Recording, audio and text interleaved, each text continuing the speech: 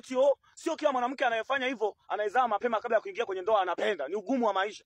Haya, sasa hivi baada ya kulala na huyo mwanaume sasa hivi una gari. Umetoboa sasa hivi malaya wewe. Si bado unaendelea kubinduliwa pumbavu. Ushafanyishwa huko malaya, umetumika vya kutosha. Ushaharibika kazi kusumbua watoto wa watu wanavibamia. Mwanamke yote anayefanya mapenzi kabla hajaolewa ni muhuni, mwasherati, mzinzi. Ushatumika huko, umetumika vya kutosha. Kazi kusumbua watoto wa watu unakibamia. Ushazoelewa wewe baba yako inapitiwa na matreni, matrekta, mafuso. Alafu sasa hivi eti unakutana na mtoto wa mtu anakibajaji unataka naye awe na fuso. Rudi kwa mafuso menzako huko. Nasikizeni niwaambie, nawapa challenge leo. Huyo mwanamke wako anayekwambia wewe unakibamia, mpe challenge hii. Mpe hii challenge. Kama ukitaka kujua mwanamke aliyetumika sana, mpe hii challenge. Mwambie mpenzi wangu njoo. Akishakuja mwambie kojoa hapo ukiwa umesimama. Yaani akojoa akiwa amesimama. Alafu ule mkojo wake uchimbe chini. Uone kama mtu hata jikojolea. Kwanza malaya yote hawezi kukubali hii challenge. Yaani iko hivi, angalia. Mwambie akojoa akiwa amesimama asichuchumae na akishasimama akiwa anakojoa, akojoe mkojo wake uchimbe chini. Kama hajaharibika, natakiwa akojoe hivi.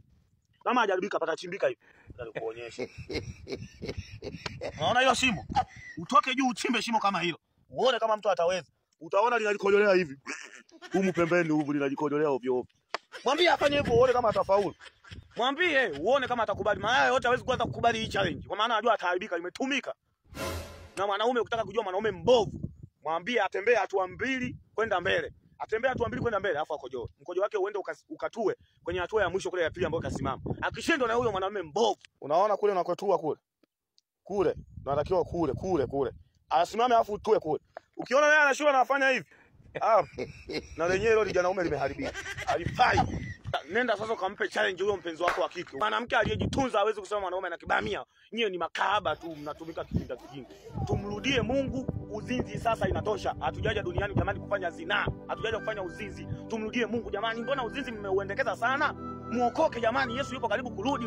Yupo mlangoni. Mbona mnafanya mambo ya hovyo hivyo kila siku mkiamka mnawaza tu zinaa? Nimewaambia mimi msije mkasema alikuwa anafanya comedy lakini hatukuambia. Nimewaambia ukweli, muokoke.